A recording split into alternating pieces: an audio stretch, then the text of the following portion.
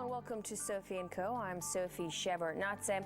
Paul Hellyer served as the Canadian Minister of Defense in the 1960s, shaping the country's armed forces for years to come.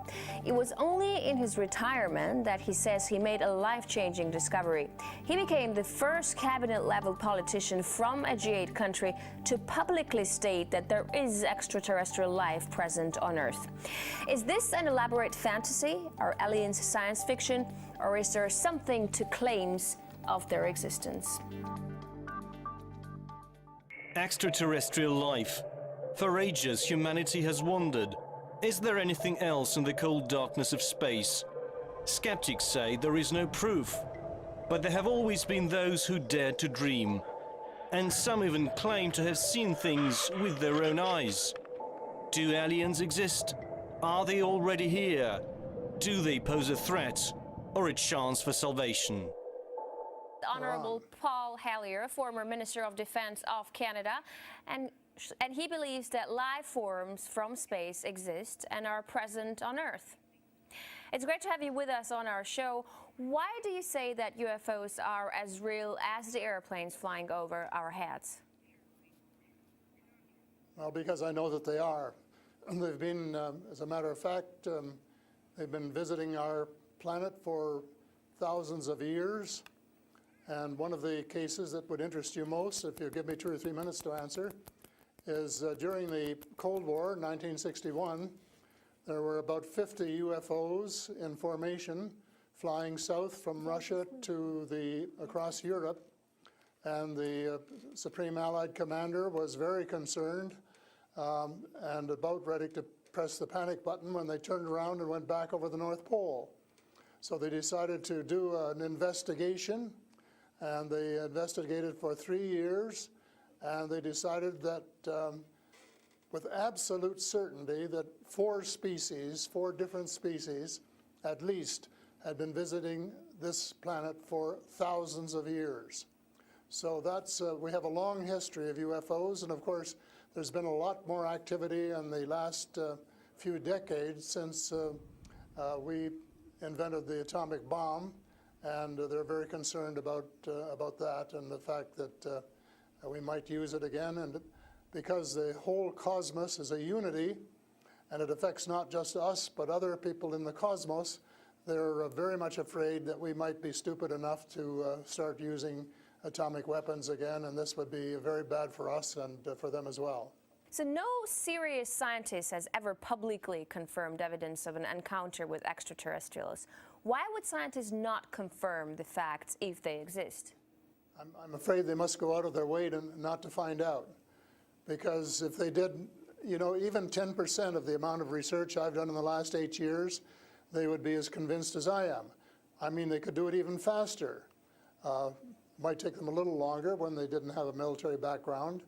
But there are so many wonderful books that tell these stories, and they've been authenticated. The sightings have been authenticated by more than one witness, and also by radar. And they have landed in various places around the world, including Russia. There's a famous case there. I can't remember the name of the place, but it was widely reported at the time. A man wrote a book about it, and then the French bought the book rights so that it wouldn't be circulated around. There's just so much evidence. If anybody will take the time off to do a little bit of research and study. But people just are, you know, some people are interested and will take the time, and the others just say, oh, you know, it's just fantasy. Mm-hmm. But since I've been public on this subject, I get, probably 3 or 4 emails a week from all over the world from people who have actually witnessed sightings. And some of them who have actually been on the ships, and some of them who have actually been transported to another planet. And so this information is not, you know, it is top secret in a way that the governments aren't talking about it. But if you listen to the whistleblowers and the people who have worked in the industry and who know what is going on, there is just a lot of information out there and it doesn't take very long to get your hands on it. But see, the problem is that some people who report UFO sightings and alien abductions have been shown to make things up to make things up to be famous, to make money, or just for a prank. How do we tell fiction from a fact? Well, you have to spend a lot of time trying to find, we used to say, separating the wheat from the chaff, and it takes a lot of effort. When I was minister, I got sighting reports, and when we checked them out, about 80%, about 8 out of 10, were not real. There were sights of Venus or plasma or, you know, a dozen other things. But there were 15 or 20% for which there was no explanation, and they were the genuine unidentified flying objects. These things go way back. One of the conferences I went to was in Las Vegas, was promoted by a chap who had written a book about crashes. And there were dozens and dozens and dozens of them, and many of them very, very well authenticated, so that it would be impossible to read all of that evidence and not to come to the conclusion that these vehicles were real. Have you ever had your own encounter with aliens? Not an encounter with aliens, no. I have seen a UFO about 120 miles north of Toronto over Lake Muskoka, where I have a cottage. And 2 years ago, last Canadian Thanksgiving, which is October, my wife decided she wanted to go out and look at the stars. So I'm not much of a night man, but I put on my cap and went out with her. And she looked into the eastern sky and said, "There's a star." And I turned around the other way and I said, "Oh, there's a much brighter one over here." And she looked and it was. And we watched it until our necks almost broke for about 20 minutes. And it was definitely a UFO, because it could change position in the sky by 3 or 4 degrees in 3 or 4 seconds. And I checked out, there were no satellites that could do that. The space station wasn't going by, and it isn't able to move that fast anyway. And there was no other explanation except that it was the real thing. And 2 days later, I went down on the dock, got a comfortable chair, and watched it came back almost to the same spot and entertained me for as long as I could take it. And then I went back to the cottage. But it was very interesting, because it would drop down in the sky, and then it would roar back up, and then it would shift across a few degrees and do a circle and come back at a speed, but you know, just astronomical speeds. As you know, they travel very, very fast. So does it just look like a falling star that falls really quickly and then rises again? What does it look like? Well, it just looked like a star. It just looks like a star. Right. And I don't know if you're a person who's ever read the Bible or not, but I think the Star of Bethlehem is one of God's flying saucers. Mm-hmm. But you also tell me that people write you emails, 3 to 5 emails a week, and they've actually been abducted, or they have encounters with the aliens. Do they actually tell you what these aliens look like? I mean, you know, everyone's interested. How would I know if I see an alien and if he abducts me? Well, the first question you have to ask is, how many species are there? And I used to think there were, you know, between 2 and 12. And Apollo astronaut Edgar Mitchell, who came to Toronto a few years ago and had dinner with us, agreed there was somewhere between 2 and 12. But the latest reports that I've been getting from various sources are that there are about 80 different species. And some of them look just like us, and they could walk down the street and you wouldn't know if you walked past one. And they're what we call the Nordic blondes, and also the tall whites, who were actually working with the United States Air Force in Nevada. They're able to get away with that. They had a couple of their ladies dressed as nuns went into Las Vegas to shop, and they weren't detected. And I have a friend who saw one of the men walking along the street, and somebody who would recognize that they were different, and he did. So there are those kind, and then there are the short grays, as they're called, and they're the ones that you see in most of the cartoons. They're have very, very slim arms and legs, and they're very short, just a little over 5 feet, and they have a great big torso and a great big head and great big brown eyes. But they're different species, so you have to know that they're different species, and it's and know that they're all different. Mm-hmm. So if you saw the short gray, you'd certainly know that there was something up that you'd never seen before. But if you saw one of the Nordic blondes, well, you'd probably say, "Oh, I wonder if she's from Denmark or somewhere," So this species that you're describing, are they all different in terms of nice and mean? Are some of them nice and benevolent? Are others nasty? Or how are they? Are they good to people on Earth, or are they here to harm them? Well, it's a difficult question to answer because they have different agendas. And maybe all of us on Earth should have the same agenda, but you couldn't say maybe that Russia and China and the United States all had the same agenda at every turn, because they don't. And I would say that nearly all are benign, they're benevolent, they want to help us. There may be one or two species which do not. And that's one of the things I'm investigating at the moment, is to see who they are and what they're up to and what their agendas really are. All right, we're talking to Paul Hellyer, former Canadian Minister of Defense, who says extraterrestrial life forms exist and are present on Earth. We'll talk more about what they are and why they're here after a short break. Stay with us.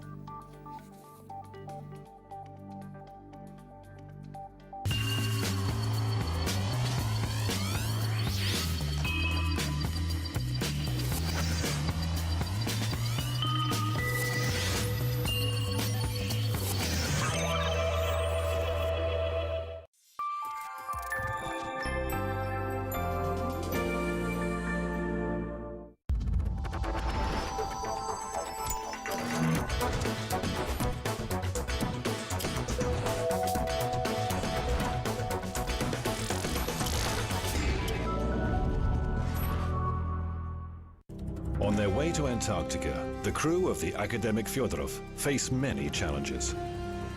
Here you have to look out for yourself. Crashing onto rocks, trapped in pack ice. In extreme conditions, anything can happen. Antarctica always comes up with surprises. You have to keep your eyes open because there's always something going wrong. The ship carries huge reserves of water, food, fuel, as well as helicopters and people able to survive extreme conditions. They're ready for anything, even an apocalypse. She's really an incredible ship. Calling all Antarctica stations. This is Academic Fyodorov. Radio check. Please respond.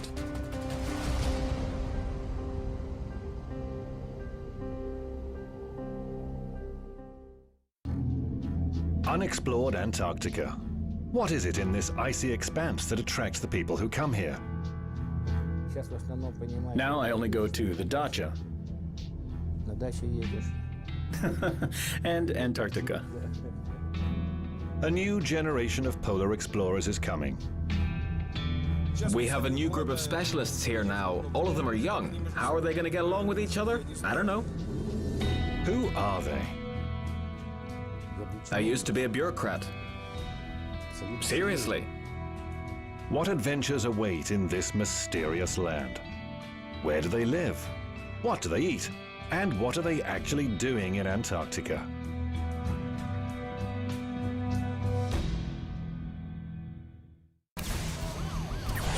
"12 months of change.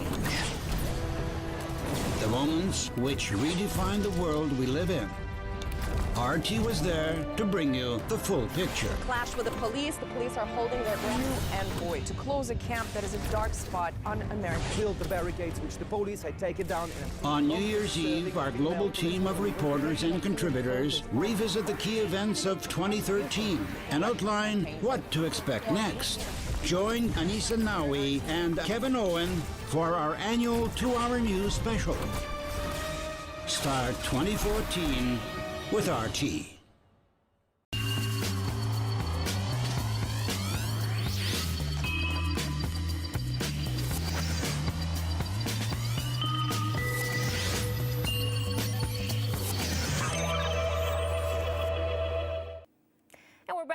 Paul Hellyer, former Canadian Minister of Defense, to talk about extraterrestrial life forms. Great to have you back.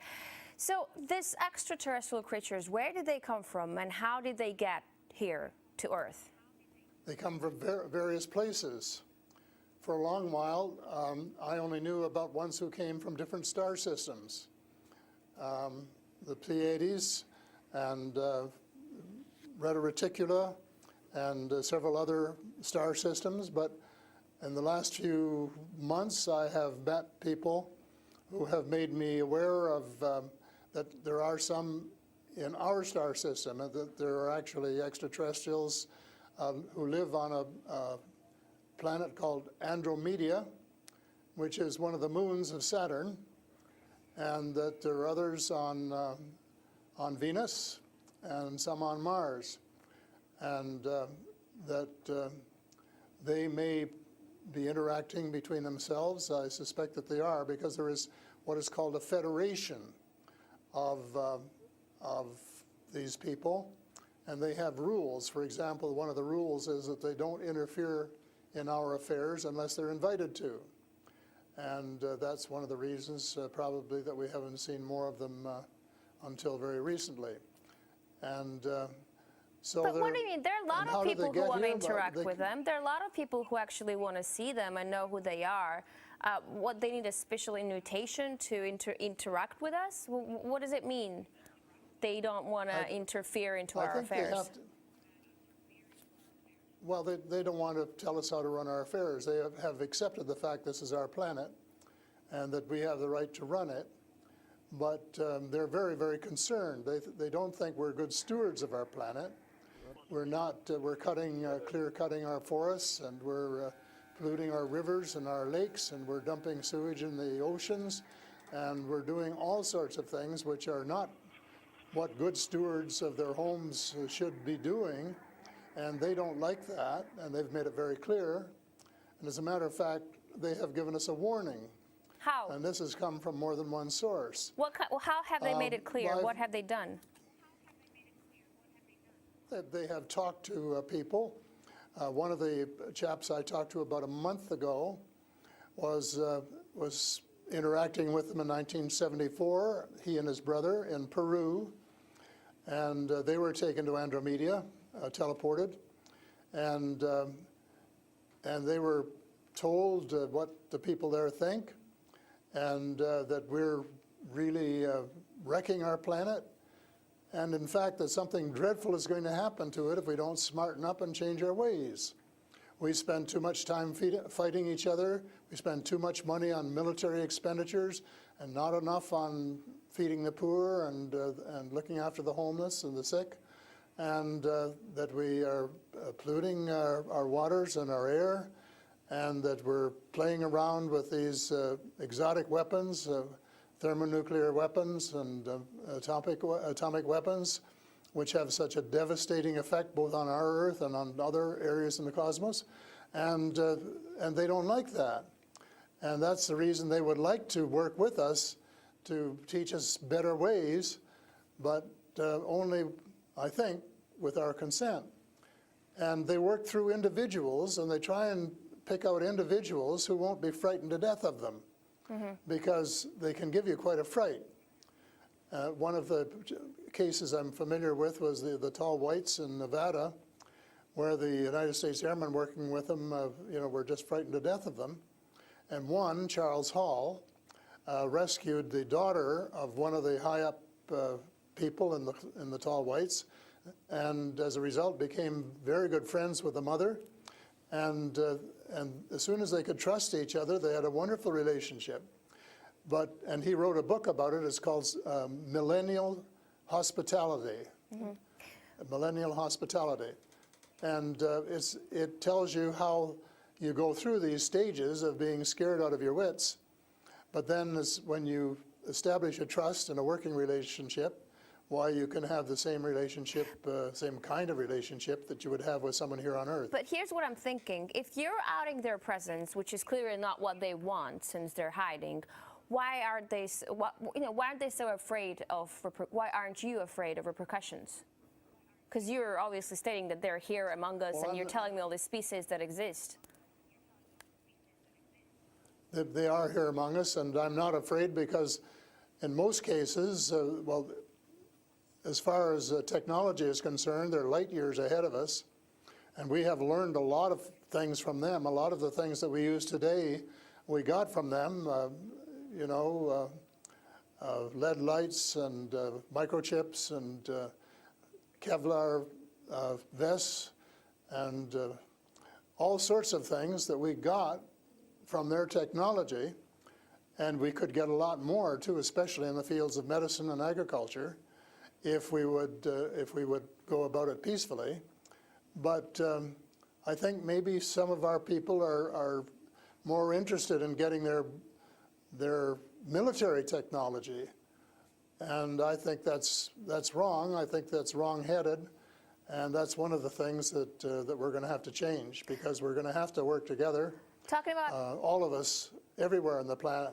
You've mentioned military technology and swapping technologies and barters between between aliens and people in American government. I want to ask you, as a former Minister of Defense of Canada, is interstellar war a possibility? Should we be creating a Star Wars force to defend ourselves from possible invasion or something like that?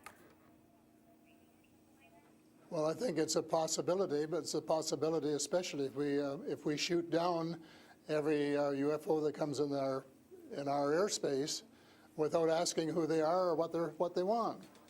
And right from the beginning, we started scrambling planes and trying to shoot them down, but their technology was superior enough that we weren't able to get away with it.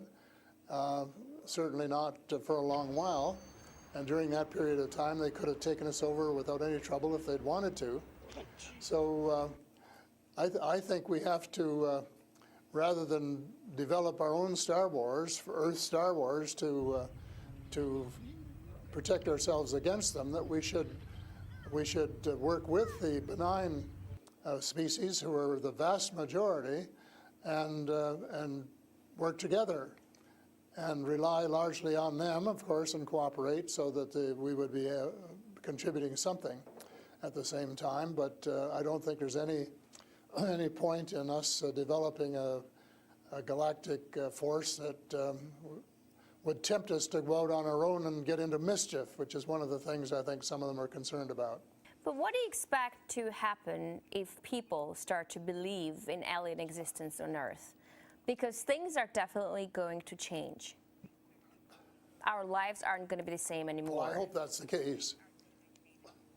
I hope that's the case, and I'm all for full disclosure, and I'm going to push very hard for full disclosure in the book I'm writing, and to give some reasons for it, things that we really have to know and have a right to know, and that our future as a species, and here I mean, you know, all of the species in the world, are potentially at risk if we don't figure out what's going on and work together to try and make life more amenable for all of us. But and to work with our neighbors from other planets as well. But still, like, I'm thinking to myself, if they've been here for such a long time, as you say, and they're interested in helping humanity, as you say, why is our world such a mess? I mean, if you want to help someone, you just help someone. You don't wait that someone to invite you to help that someone, no? Well, I don't, you know, it's something that I think parents can sometimes say to their children, this is what you should do. But that doesn't mean the children are going to do it, does it? Because the cosmos is based on free choice. And we're given the option of making mistakes, of making wrong choices. And I guess what bothers some of us is we've made too many wrong choices and not enough right choices. So we're going to have to start switching our priorities and stop spending so much time and effort and weapons to kill each other or to dominate each other, and spending a lot more time on how to help each other to have a better life and a more just society, and a life which is healthier and where the health care is better, and where the food distribution is better, and where the air is cleaner and the water is cleaner, and all of those things that are waiting to be done if we just get together and row, as we say, rowboat, row in the right direction, the same direction. And it's possible, but it's a tall order, and so far we haven't done it. My thesis will be that we have to do it, and we have to start doing it right away. Thank you so much for this interesting interview and insight on extraterrestrial life. That was Paul Hellyer, former Canadian Minister of Defense, who says aliens exist and live among us on Earth. That's all the time we have for today. I will see you in the next edition of Sophie & Co.